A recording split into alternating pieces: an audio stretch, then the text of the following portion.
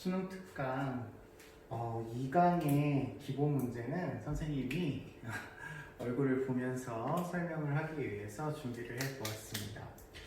2강 기본 문제 14페이지에 7번 문제 보도록 하겠습니다.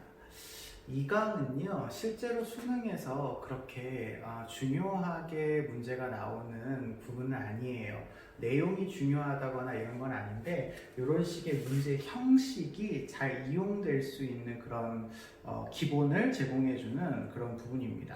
그럼에도 불구하고 여러분이 문제를 풀기 위해서는 조금 알아두실 필요가 있어서 몇 가지 설명을 하고 넘어가겠습니다. 우리가 지난 시간에 가치 판단이라고 하는 아이 잠깐 얘기했었는데요. 가치 판단이라는 얘기는 개인의 가치가 반영되어 있는 그런 판단을 이야기하거든요. 그래서 좋다, 좋지 않다 와 같이 개인의 가치관이 반영된 판단이에요. 그래서 이거는 뭐 항상 옳고 항상 그르다라고 하는 참과 거짓을 가릴 수 있는 그런 판단이 아니고 개인의 가치관에 따라서 바뀔 수 있는 그런 판단인 거죠. 이 가치 판단이라고 하는 것 안에 뭐가 있냐면 도덕 판단이 들어있습니다. 도덕 판단 역시도 개인의 어떤 가치관에 따라서 이런 행위는 옳고 이런 행위는 옳지 않구나 라고 하는 게 정해질 수 있겠죠. 그 중에서도 도덕적인 부분만 가져온 게 도덕 판단이라서 옳다, 옳지 않다 와 같은 그런 내용을 강조하는 판단이 도덕 판단이라고 볼 수 있겠습니다. 7번 문제는요, 이런 도덕 판단을 내리는 과정을 우리가 도덕적 추론의 과정이라고 이야기하는데요. 그 도덕적 추론의 과정으로 옳지 않은 설명을 골라라 라는 얘기예요. 그러면서 이런 얘기가 나오는데, 도덕 추론 과정을 잘 이해하는 방법 중에 하나가 이렇게 대전제, 소전제, 결론을 이야기하는 방식의 도덕 판단 방법이 있어요. 이걸 알아보기 위해서 우리가 판단 하나를 더 보셔야 될 게 뭐가 있냐면, 여기 나오는 사실 판단이라는 아이를 하나를 더 보셔야 될 것 같아요. 사실 판단. 사실 판단은요, 가치 판단이나 도덕 판단은 개인의 어떤 가치관이나 신념에 따라서 다르게 평가될 수 있는 그런 판단이지만, 사실 판단은 참거짓, 이건 사실이야, 참이야, 아니면 이거는 잘못됐어, 거짓이야 라고 하는 것을 분명하게 구별할 수 있는 객관적인 판단이에요. 따라서 가치 판단이나 도덕 판단 이 두 아이는 가치의 개입이 이루어지는 그런 판단이지만, 사실 판단은요, 가치가 들어있으면 안 돼요. 전문가에게 이 코로나가 맞을까요? 틀릴까요? 라고 했는데 의사 선생님한테 물어봤는데 당신은 내가 보니까 굉장히 나쁜 사람이에요. 그러니까 사실과 상관없이 코로나에 걸렸어요. 이렇게 얘기하면 안 되잖아요. 개인의 어떤 가치관이 반영되어 있는 판단이 아니라 기다 아니다가 선명하고 분명한 그런 판단이었기 때문에 그 판단자의 가치가 들어가면 안 되는 판단을 이야기합니다. 그 중에서 이런 논리성을 판단하는 대표적인 방법을 뭐라고 부르냐면 3단 논법 이렇게 불러요. 3단 논법 이렇게 부릅니다. 세 가지 단계를 거쳐서 논리적으로 증명하는 방법이라고 하고요. 요거는 아리스토텔레스라고 하는 분에 의해서 만들어졌다고 해요. 그냥 참고적으로만 알아두세요. 3단 논법은요, 대전제, 소전제, 그리고 결론, 이렇게 형식이 되어져 있어요.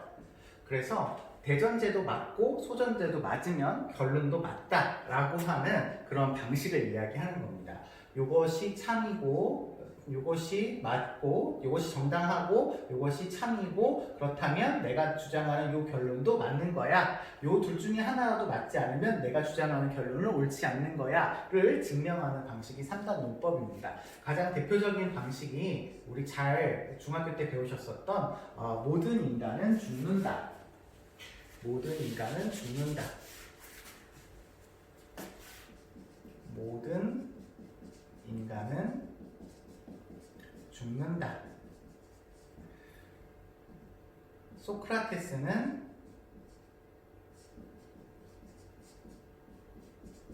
인간이다. 따라서 소크라테스는 죽는다. 라고 하는 형식으로 되어져 있는 게 우리가 알고 있는 3단 문법이죠. 실제로 우리가 소크라테스가 죽었는지 안 죽었는지 눈으로 관찰하거나 본 것은 아니에요. 하지만 모든 인간이 죽는다라고 하는 사실이 참이고 소크라테스가 인간이다라고 하는 사실이 참이라면 소크라테스는 우리가 보지 않았어도 죽었을 거야 라고 하는 것을 정당하게 받아들일 수가 있게 된다라는 것이죠. 이걸 우리가 도덕 판단에 집어넣은 게 이렇게 된다라고 보시면 돼요. 대전제에 뭐가 들어가냐면 도덕 원리가 들어가는 거고요. 도덕 원리, 소전제에 뭐가 들어가는 거냐면 사실 판단이 들어가는 겁니다. 그리고 결론에 뭐가 들어가냐면 도덕 판단이 들어가요. 도덕 원리, 이건 뭐냐? 도덕 원리라고 하는 건 여러 개의 도덕 판단 중에서 누구에게나 적용해 보아도 그래 그렇지 뭐 그런 건 다 그럴 거야 라고 보편적으로 객관화가 가능한 도덕 판단을 도덕 원리라고 해요. 누구나 봐도 그래 그건 맞지 뭐 이런 형식입니다. 여기 문제에서 보시면 무고한 인간을 죽이는 것은 도덕적으로 옳지 않다. 인간을 무고한데 인간을 죽이는 건 도덕적으로 옳지 않아. 이거는 거의 대부분의 국가에서나 대부분의 사람들이라면 인정할 수 있는 그런 부분이거든요. 그래서 이렇게 도덕 원리라고 하는 건 도덕 판단 중에서 다수의 사람들이 이미 인정하고 있는 도덕 판단을 우리가 도덕 원리라 한다라고 보시면 됩니다. 사실 판단은 아까 여기 얘기했지만 참과 거짓을 분별할 수 있는 판단이에요. 맞다, 그르다, 진위의 분별이 가능한 판단을 우리가 사실 판단이라고 이야기하고요. 도덕 판단은 말 그대로 개별적인 도덕 판단. 개별적인 도덕 판단을 도덕 판단이라고 합니다. 문제에서 보시면 사실 판단은 지금 A라고 하는 빈칸으로 가려져 있고요. 결론에 보시면 인공, 임신, 중절이라고 하는 개별적인 사실은 도덕적으로 옳지 않다, 도덕적으로 옳다라와 같이 개별적인 사실에 대해서 도덕적인 판단을 내리는 것이라고 생각하시면 됩니다. 그런데 이 3단 논법의 형식에는요, 법칙이 존재를 해요. 주어부와 수어부를 끊어서 법칙을 우리가 알아낼 수가 있는데요. 여기까지가 주어부, 뒤에가 수어부거든요. 이 부분을 우리가 A라고 놓고 이 부분을 B라고 본다면 A가 어디서 반복이 되고 있냐면 요 바로 밑에, 여기 밑에, 여기서 반복이 되고 있어요. 그래서 A는 여기에서 반복적으로 나타난다라는 걸 알 수 있어요. B는 어디서 반복이 되고 있냐면 요 밑에에서 B가 반복되게 나타난다라고 하는 걸 알 수 있죠. 그러면 나머지는 C로 우리가 보시면 될 것 같아요. 여기 C, 여기 이게 만약에 C다 그러면 여기 C 부분에 이렇게 반복돼서 나타난다 이렇게 보시면 됩니다.